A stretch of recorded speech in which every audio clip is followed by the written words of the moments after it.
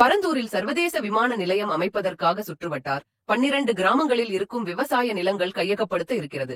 மத்திய மற்றும் மாநில அரசின் இந்த முடிவுக்கு கிராம மக்கள் கடும் எதிர்ப்பு தெரிவித்து வருகின்றனர். நீண்ட நாட்களாக நடந்து வரும் இந்த போராட்டம் தற்போது அதிக கவனம் பெற்றுள்ளது. அதிலும் தமிழக வெற்றி கழகத்தின் தலைவர் விஜய் இன்று நேரில் கிராம மக்களை சந்தித்து பேசியிருக்கிறார். நேற்றிலிருந்து இதுதான் மீடியாக்களின் பரபரப்பு செய்தியாக இருக்கிறது. தற்போது பிரச்சாரத்திற்கு பயன்படும் திறந்த வண்டியில் மக்களை சந்தித்துள்ள விஜய் ஆளும் கட்சியை எதிர்த்து அனல் பறக்க பேசினார். இதற்கு கிராம மக்களிடமிருந்து ஆதரவு எழுந்துள்ளது. விஜயின் அனல் பறக்கும் பேச்சு, அவர் பேசியதாவது நான் வளர்ச்சிக்கு எதிரானவன் கிடையாது, ஆனால் வளர்ச்சி மக்களின் வாழ்வாதாரத்தை அழிக்கக்கூடாது.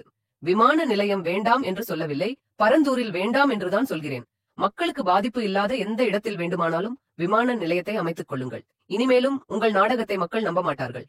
எதிர்கட்சியாக இருக்கும்போது விவசாயிகளுக்கு ஆதரவு கொடுத்தீர்கள், அதுவே ஆளும் கட்சியாக இருக்கும்போது எதிர்க்கிறீர்கள். இது எனக்கு புரியவில்லை. டங்ஸ்டன் சுரங்கத்திற்கு தமிழக அரசு எதிர்ப்பு தெரிவித்து தீர்மானம் நிறைவேற்றியது. அதேபோல் பரந்தூரிலும் செய்திருக்க வேண்டும். அப்படி செய்யவில்லை. இதிலிருந்து இந்த விமான நிலையம் மூலம் அவர்களுக்கு ஏதோ ஆதாயம் இருக்கிறது என தெரிகிறது. இதற்கு எதிர்ப்பு தெரிவிக்கிறேன் என விஜய் பேசினார்.